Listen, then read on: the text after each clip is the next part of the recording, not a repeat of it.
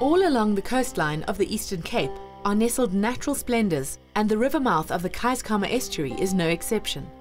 This estuary runs alongside Hamburg, a small coastal community between East London and Port Alfred. It is a small town with rural houses and gardens covering the surrounding hills. Like so many other Eastern Cape settlements, it is hard hit by many social issues, such as high levels of unemployment and poverty. This community relies strongly on its natural resources for food and income, namely the river, the sea, and the land they possess. Any change in climate could have devastating consequences on this community's well-being. This understanding is what gave rise to the START initiative, a project driven by the Sustainable Seas Trust through the South East Climate Consortium. The START project is principally concerned with food security in the context of climate change and how food security gives people security, but how there are factors which render people at risk and vulnerable. Factors such as economic insecurity, climate change, labour migration, and how climate change impacts on these sorts of broad areas which give people security and insecurity. Under the banner of SEEK, 3 universities participated in the research. The University of Fort Hare covered the agricultural side, looking at food production. NMMU focused on water-related aspects and marine issues, whilst from Rhodes University, anthropologists looked at social and religious belief, economists analysed the social statistics, and research went into education. In addition to the universities, 2 NGOs had leadership roles. The Sustainable Seas Trust was the coordinating body which led the environmental education and climate programs. The Keiskamma Trust, which is based in Hamburg, was also a crucial bridge between project workers and the community and provided great support and local credibility. This is not just multidisciplinary but interdisciplinary. We are feeding in our information and integrating it. The project has been designed with all 4 approaches, disciplines working together in conceptualizing how we approach the project so that our different kinds of information interact and go forward together precisely so that we can help government plan and think about policy in relation to environment and food security.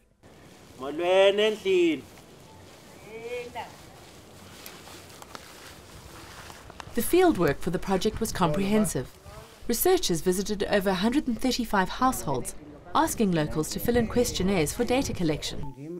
These questionnaires had gone through stages of compilation until all parties were satisfied and was also translated into isiXhosa. Researchers enjoyed their time spent in the community. Yeah, they are very welcoming. They're really interested to know what happens beyond Hamburg, and yeah, they offer you food such that if we were to eat in each and every household, I'm sure we would be fattened up. We would be fattened up, yeah, and we would. The reception, the welcome, people are so warm and welcoming, which is wonderful. Through the Keiskamma Trust, local guides and translators worked with researchers to speed the process. I'm really happy to be a researcher just because I didn't be a researcher before.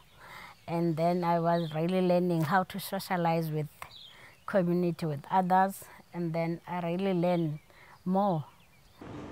Questionnaires were not the only forms of research, with each discipline carrying out appropriate data collection. We are collecting soil samples to test soil fertility in order to provide guidance to households that are interested in farming. The first process, we are going to remove the topsoil about 5 centimeters because this is polluted soil from wind, from heat, and also organic matter. The next stage is that we are going to use the augering tool to take the soils. We drill down, we fill the auger, we take the soils and put it in a plastic, we label. After that, we take the soil for drying purposes so that this can be taken to the laboratory for analysis. With issues of water, research went into both marine and estuarine environments. Prof. Janine Adams and myself were involved in the biological component of the Keiskamma Hamburg study. And we were particularly interested in how resources were historically used in the estuarine system, and what resources are currently used, and then obviously how any changes to climate would affect the availability of those resources to the local community. And coupled with that was water quality, in terms of understanding what the current status of the water resource is, if it was polluted, or heavily nutrified, whatever the case may be, and then how changes in climate would affect that. And by changes in climate, we were referring to either changes in rainfall patterns or sea level rise. Water samples from different parts of the Keiskamma estuary were taken to a laboratory to be analysed. Another huge point of research was education. This included designing appropriate educational posters and distributing material for teachers. Emphasis was on workshops for all ages, covering skills ranging from food gardening to computer literacy. New GIS technology was also used to collect and collate geographical and scientific data into maps of Hamburg and the surrounding lands. All of this information was aimed to be compiled in one final report and a multidisciplinary book on Hamburg's state of food security in the face of climate change.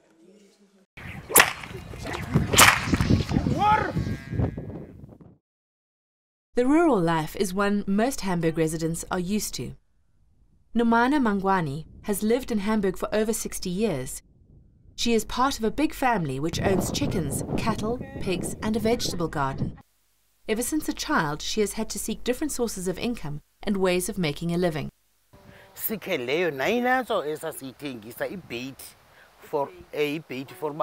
babantu abamhlophe sikhe siyobathengisa la ngesenti qha ke ngoko yayiseyipeni andiyazipeni kodwa yintoni sathengisa ke saqhubekeka nokuthengisa sadeske ke ngokusangabantu abangomama nathi safunda ke ngokuzimela sikhe ke ngobe sekuvele ke ngoku into ethengisayo. Today, Nomana sells a variety of things, such as maize and poultry, and manages a small garden. Ndiyalima phana yabona ngoku ndikhe ndizopheka ekhaya khona ekhayeni lama apho ndizalwa khona uba ngusemzini apho ndizalwa khona ndikhe ndiyonika abantakwethu asithengisi. Research has shown that gardens like Nomana's are not as common in Hamburg as they should be. Although most have access to land for cultivation, not all use it for food production.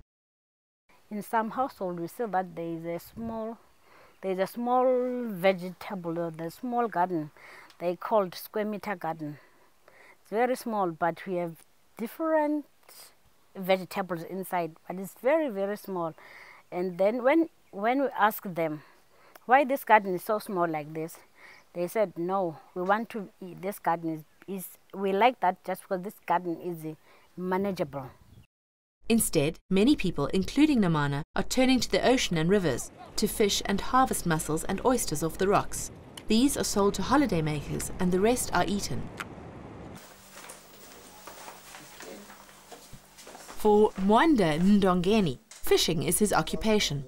He fishes almost every day of the week, collects prawns, mussels and oysters when it is springtide and the rocks are more accessible for harvesting. He is very aware of how changes in the sea can influence his food security. Umzekelo ngokubesipha elwandle bonile phaa kwelaa tyeli embaza ukhwela ityeli mileyo phaa ndide ndatsho ndathi ndiyaqala ulibona kuloo mfela litye hawa ukhwela ityeli mileyo nje phaa hawa ucinga uba ezaa nto bezincamathele phaa kwelaa litye xa lirole lasuka kulaa ndawo lisuka kuyo ngoku.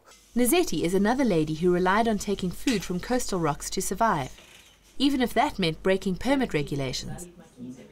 I was poaching because I was hungry. We were not having money. My husband was not having money. There was no money to buy food. So I ended up doing the poaching so that I can feed my kids. With subsistence permits already preventing local fishermen and harvesters from taking enough food to make a living, there is the added problem of commercial fishermen reaping their resources.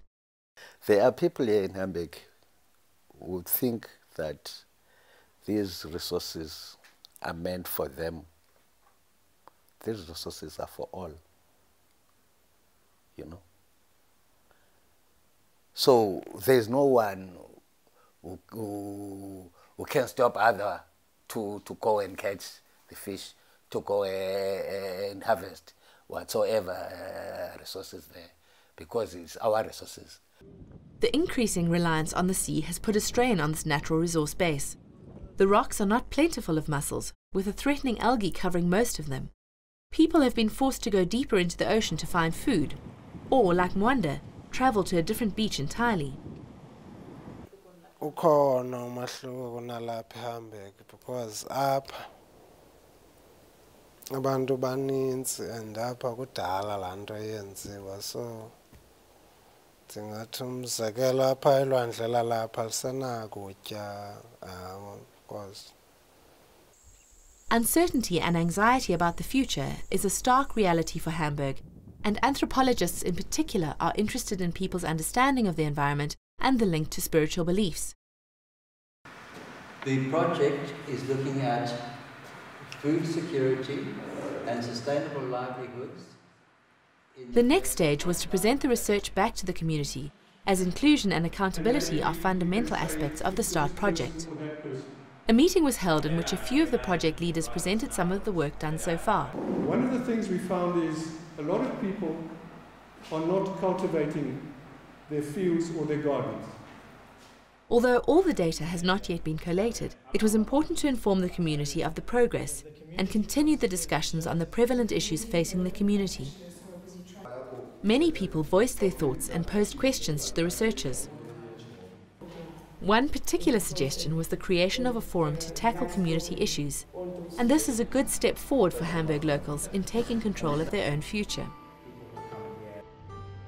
The heart of the issue is that the majority of impoverished people survive on social grants and a reliance on natural resources: the sea, the estuary, the land, and the town.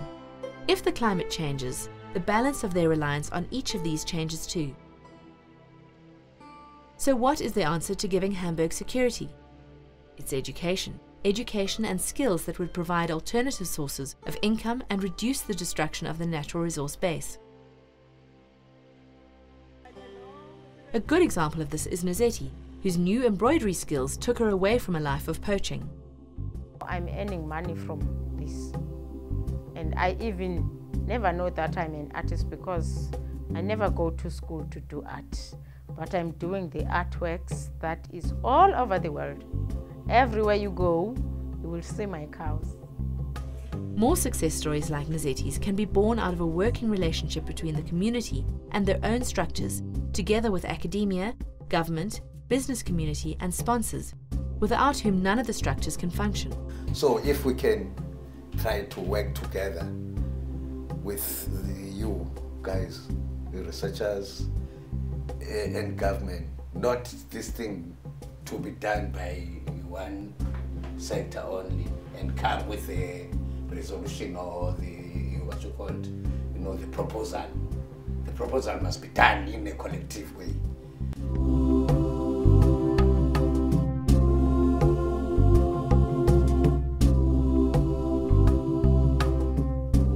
The START project has demonstrated the potential of such a collaboration, and it is hoped that the information in the final reports will empower the community to seek their own solutions, to strengthen their own structures and ensure their food security.